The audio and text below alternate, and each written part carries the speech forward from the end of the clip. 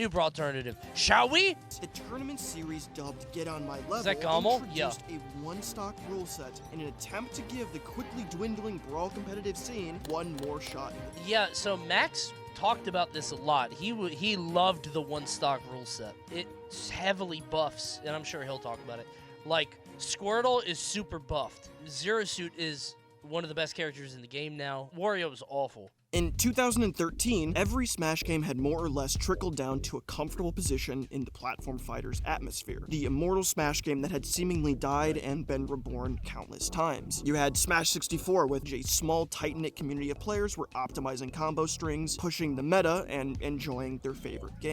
Very small, by the way. I remember watching Smash 64 at Genesis, and like this is, you know, it's gotten bigger or whatever, but it was very tiny. Was doing actually pretty good. Apex 2013 well. in January 2013, of 2013. This was an insane finals. Watching this live is one of the most insane things I've ever witnessed at any live event, like Smash or otherwise. I'm in the back, like way in the back on a couch. There's couches set, and I'm sitting with a group of friends, and we could not believe we were watching. It was truly unbelievable. Came together to develop Project M, which in essence was, what if we turned Brawl into Melee? I, myself, actively competed in PM during this time frame. Wait!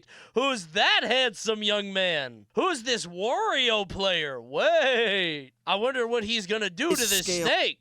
Surely he would never hit another dare. Was Shall undoubtedly we? appealing to Brawl. Getting four-stocked? Oh, you think I'm a snake player? Relax. Move the cam. Are you losing? Wait, no.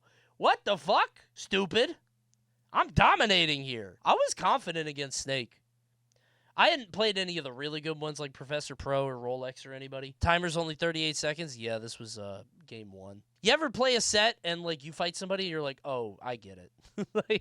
like you always have these nerves going into a set. You're like, oh no, what's this guy gonna do? Should I be scared? Whatever. When this happened first stock, I was like, okay, I'm fine. Once the SD card was in the Wii, you simply navigated to the stage builder section in Vanilla Brawl, and the code would execute, launching Project M. Back then, it felt like magic. And since the Wii was both A, owned by every household in the entirety of North America, and B, actively used in Melee tournaments as well, since the Wii can natively run GameCube games, regardless of what Smash tournament you were at, or what game you were playing, with a simple SD card or disc swap, you could play all three games on one console. So Project M soared in popularity basically. I watched this live too. That was fun. This is, I think, where most people, because nobody was playing Pit, this was the first time people were like, wow, this character is fucked up. Because PM was the Wild West. I remember PM being this Wild West because, like, it was fan-made, and the fans wanted to make, like, Lucas good because it was Canon XD or whatever.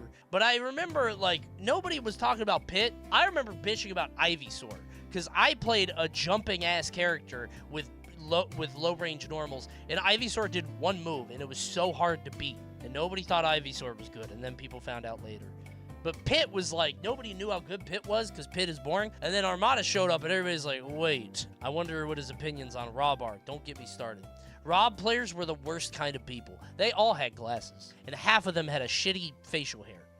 Shitty beard or something. Everyone. Every single one. As the year went on, numbers were dwindling a bit. Melee and PM players were increasingly critical and ruthless against Brawl players. But everything changed in the summer of... I liked PM because I always wanted to, like... I wanted to prove to myself that I could win a tournament in a game that was, like, hard. Because everybody just shit on Brawl players, and they were like, oh, you guys don't know how to play real games, whatever. I was like, all right, you know what? I want to win a game in a hard game. Took a couple months. 2013, when the trailer for Super Smash Bros. For Wii U 3DS dropped. Game. The trailer featured a brand new character. Because I played such a low APM character, man. People hated fighting Wario because he was such a stupid gimmick. It was so funny. Brawl is harder than PM, though. I know, I think you're joking, but, like, unironically, I think people have come to realize that the ultimate, like, the Brawl lineage requires a different skill set. You are so fueled by spite, it's inspirational. Dude, I hate these high APM brainwashed fucking children, man. They think hitting more buttons equals hitting good buttons.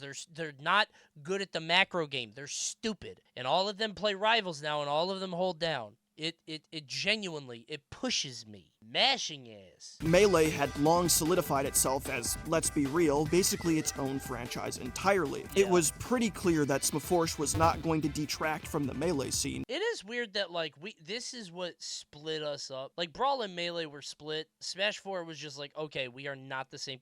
Like, if you've ever been to a tournament, it's different worlds now. We're on different planets. I have a lot of friends in Melee. I don't see them at events at all, unless I make an effort. It's how we broke up. Yeah, exactly. Like, it's genuinely, we are in different world. Alta's Brawl Part 3. Yeah, it's like that lineage is different. So Brawl was starting to feel the pressure in a seemingly last-ditch effort to keep Brawl alive during the final stretch to Smash 4. A brand new tournament called Get On My Level shook everything. Wait, that was the first one?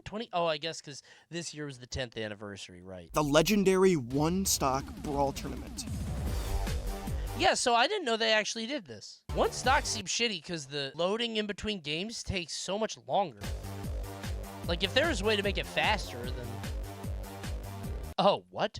He did egg roll and died. That's the game. Sorry. Not this set again.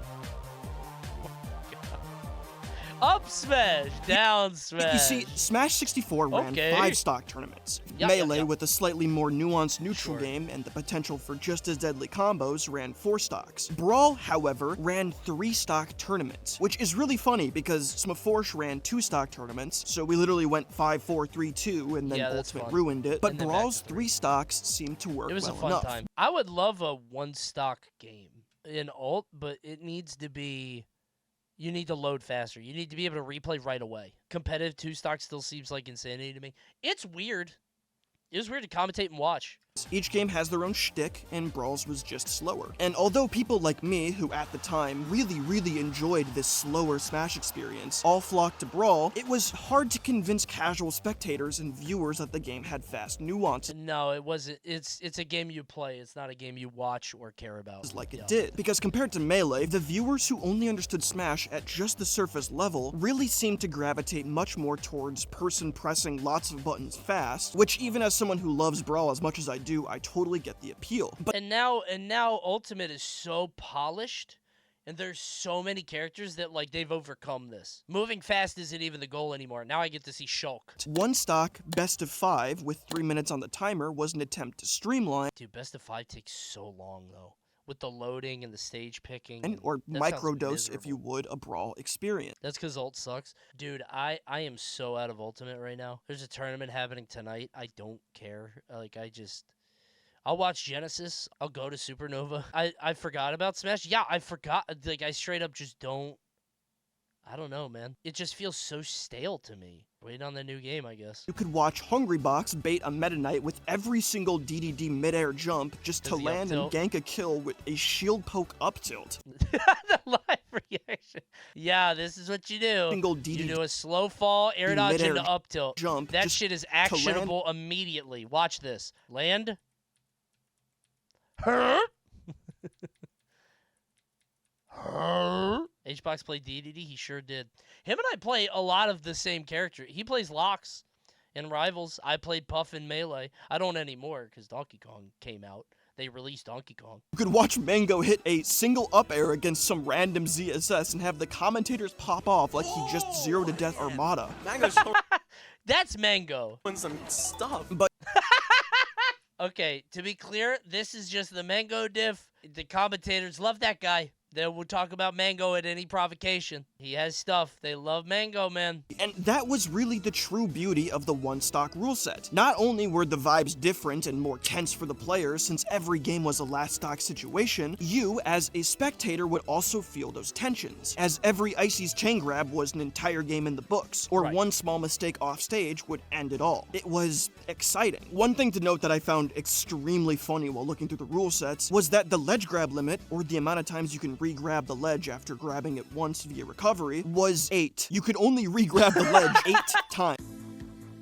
Wait, how long were the games? 8 is very funny. 2 minutes? 3 minutes? 3 minutes is a while. Is that my boy Meek Speedy? Okay. That's my boy Big Meek. Do any of you guys remember the video of the guy? This is a deep cut. I don't remember. The guy turning around all buff on the stream to fucking Tons of shirts, man. Yeah, that's my boy Big Meek. I fucking love that guy. He's the top player in Eternal Return. Him and I beat the shit out of Charles and Void at Apex 2015. That's my boy, Big Meek, bro. Characters like Wario and DDD that had the waft or yo, my goat. A great chain grab obviously got quite the buff in this format. No, Wario got nerfed. Yeah. This is why he got nerfed.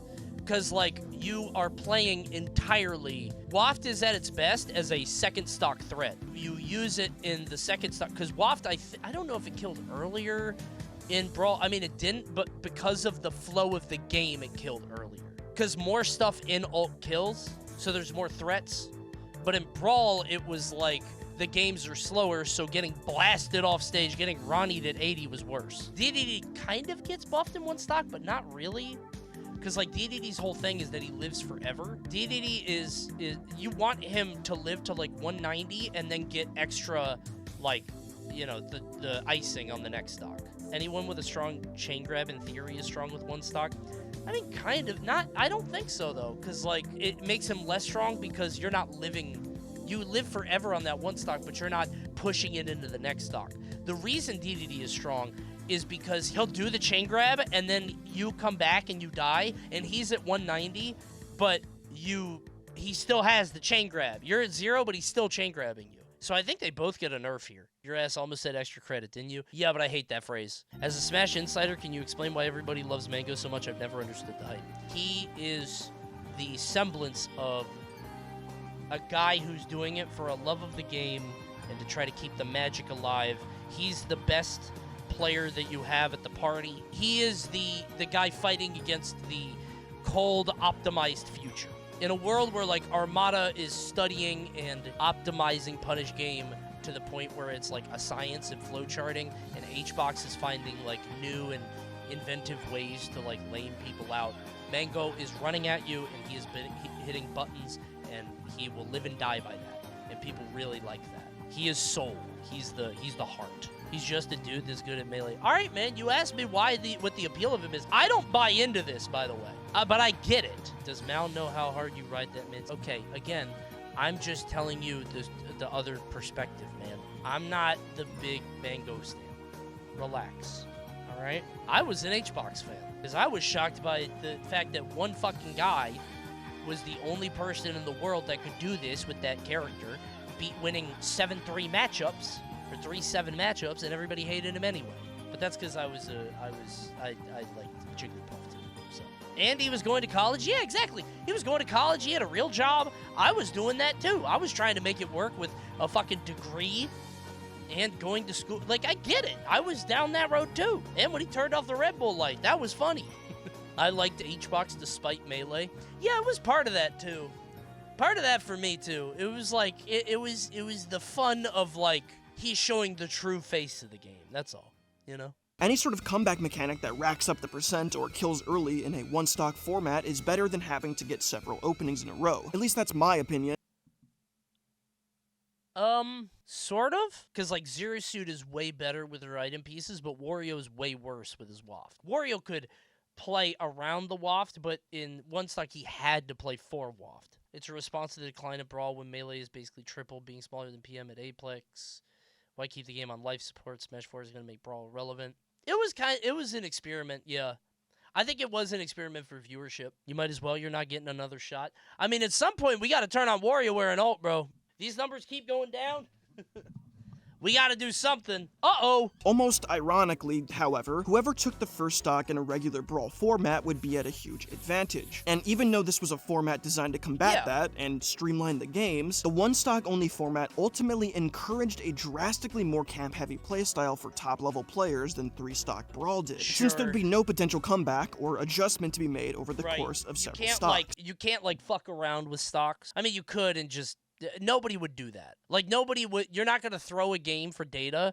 Meanwhile, if you're in three stocks, you might charge an F smash and just be like, you know what? Fuck you. Maybe you're gonna roll into this, whatever. You're not gonna do that here because there's so much time, there's waiting, there's Get On My Level 2014 was historic. It was, well, the first Get On My Level ever. It was Mango's very first tournament under his now decade-long sponsor Cloud9, and it was the first Brawl National to introduce the one-stock rule set. Lots of discussion was spawned around GOML 2014 Brawl, and it got a genuinely good amount of press coverage for Smash as a whole. However, only 5 short months later, Force would be released, and Brawl would slowly fade into competitive obscurity. So that goes to show that for perhaps the last time, GOML 2014 going out of its way to do an extremely experimental rule set stirred the pot and gave Brawl just a little more time in the spotlight that it so rightfully deserved. Thanks for watching. Please consider subscribing to my Patreon if you'd like to direct— Guys, don't be mad at me. I did subscribe. I did, okay? I did. You should too. There he is, after credits scene. I hate that you could see my sub badge here. The E? How have we I genuinely, and I don't think he has a problem with this, but I genuinely feel bad that, like, so many of his comments are, like, about me. Like, come on, man. Let this guy have his fucking, let him have his channel. He's making great shit. I love it. Isn't that your Twitch chatter, Nova Hibiscus? The very same. Wait, there he is now. Wait.